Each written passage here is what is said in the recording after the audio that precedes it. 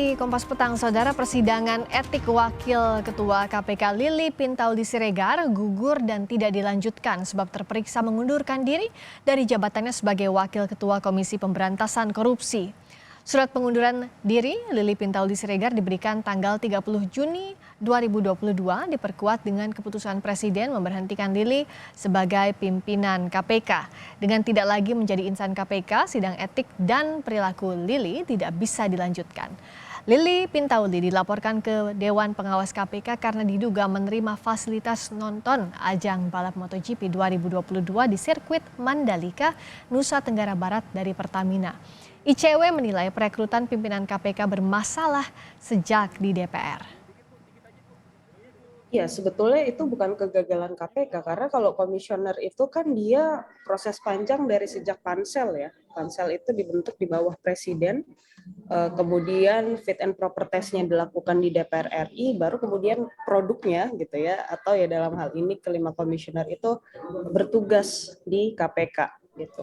Memang proses seleksinya ketika itu problematik, bermasalah. Nah, sehingga buahnya kita tuai sekarang. Salah satunya adalah kasus Lili Pintauli Siregar ini. Lagi KPK itu kan bukan hanya 5 komisionernya gitu ya, masih ada pegawai-pegawai KPK yang lain yang mungkin secara fungsi mereka tentu masih bertugas, KPK masih ada, dan itu yang juga harus dijaga gitu.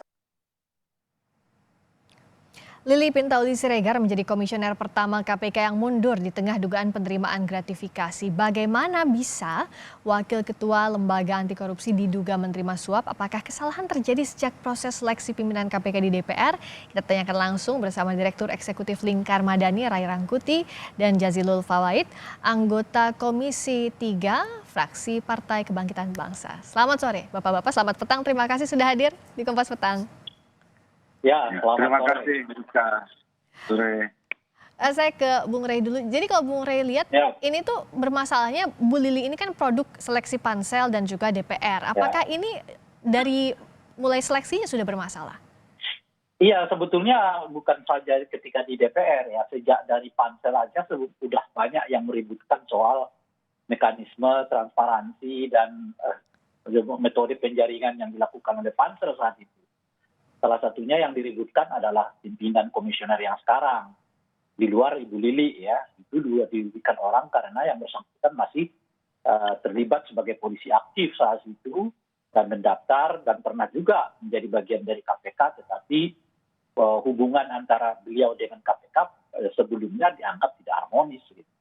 Lalu sejak saat itu sebetulnya berbagai kritik dari elemen civil society sudah muncul sampai kepada DPR. Bahkan saya masih ingat salah satu yang menonjol dari kritik masyarakat itu ada kesan terhadap DPR saat itu mencari figur yang justru paling lemah segi apanya itu ya integritasnya gitu. Nah itu salah satu kritik yang cukup luas dikumandangkan oleh berbagai masyarakat itu. Ada kesan yang kuat DPR ini sedang mencari berbagai figur yang justru ya paling mudah lah disoroti soal integritasnya gitu. Sampai kemudian ya seperti sekarang terpilih setidaknya 5 orang dengan sebetulnya dengan banyak catatan dari berbagai kalangan civil society terhadap 5 figur yang sekarang memimpin unsur KPK ini. Dan memang tidak betul begitu lama. Misalnya pimpinan KPK sudah diributkan oleh orang dengan berbagai aktivitasnya yang cenderung dianggap melanggar etika gitu ya. Pun juga 1-2 ya anggota yang lain atau komisioner yang lain juga dipersoalkan oleh masyarakat gitu. Dan yang terakhir adalah soal Ibu Lili Pintauli Siregar ini yang sampai seperti kita ketahui sampai sekarang sampai ke persidangan. Saya tanyakan ini ke Pak Jazilul. Apa iya kalau tadi kritiknya dari Bung Rey dari awal sudah bermasalah? Tadi ICW juga bilang bahwa sebenarnya saat seleksi Koalisi Masyarakat Sipil sudah menyoroti calon pimpinan KPK yang dipilih. Apakah saat itu diakomodasi yang jadi masukan dari Koalisi Masyarakat Sipil? Tentu saya berpositif thinking bahwa pemerintah sesuai dengan aturan yang ada, yang melakukan seleksi administratif dan juga seleksi-seleksi yang lain, dari kurang lebih ratusan dari putra-putri terbaik bangsa ini untuk menjadi komisioner KPK. Nah, dari hasil yang dilakukan oleh panitia seleksi yang dibentuk oleh pemerintah ini, kemudian disampaikan kepada DPR 10 nama terbaik.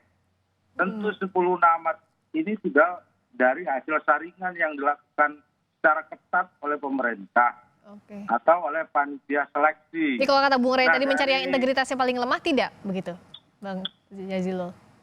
bagaimana cara mengukur integritas paling lemah, sebab katakanlah Bu Lili Pintauli selama ini juga baik, punya prestasi ketika itu di LPSK, artinya 5 nama yang kemudian ditetapkan oleh DPR melalui fit and proper, ini sesungguhnya adalah proses panjang untuk memilih putra-putri terbaik.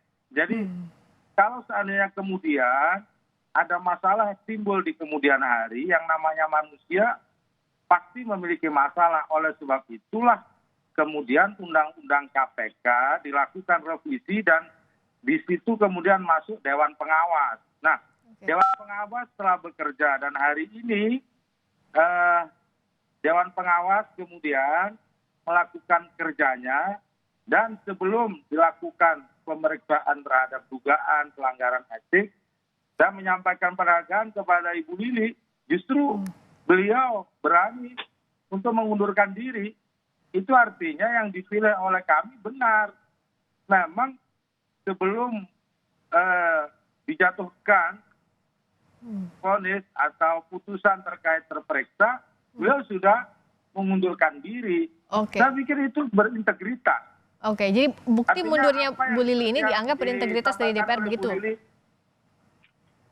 Oke. Kenapa Mbak Friska? Jadi tadi dengan mundurnya Bu Lili di tengah kasus ini dianggap DPR justru bentuk integritas, tanggung jawab sebelum ada vonis pun.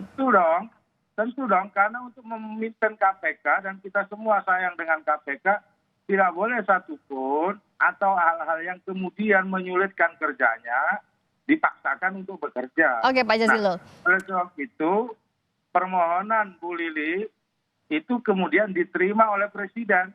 Baik. Saya pikir ini menjadi pelajaran buat kita bagaimana seorang pimpinan komisioner KPK untuk memposisikan diri ketika ada laporan dugaan pelanggaran etik. Oke, saya tanyakan ini ke Bung Rey. Ini justru dianggap tadi Pak Jazilul sebagai bentuk integritas. Itu juga saya jadi bingung tuh. kalau dinyatakan berintegritas itu kan artinya nggak perlu disidang etik gitu. Jadi Pak Jazuli mau menghilangkan persoalan substansialnya dengan persoalan administrasi pengunduran gitu. Artinya kan Ibu Pintauli tidak perlu mundur kalau beliau nggak memiliki masalah dengan integritas gitu loh kira-kira tuh. Nah sekarang Pak Jazuli mengatakan integritasnya bagus. Gimana bagus? Kalau bagus kan nggak disidang etik. Kan Ibu Pintauli itu kan mundur karena mau disidang etik gitu loh. Oke, Pak Jazilul. Ya justru disitulah yang menurut saya sebelum ada sidang etik, jika seseorang memiliki integritas ya mundur. Itu yang penting yang ingin saya sampaikan. Nah, Pak Jazuli kalau orang memberikan pesan, kalau orang punya integritas, dia tidak akan melakukan tindakan yang demikian itu. Itu kan jelas-jelas sebetulnya kan udah ada aturannya.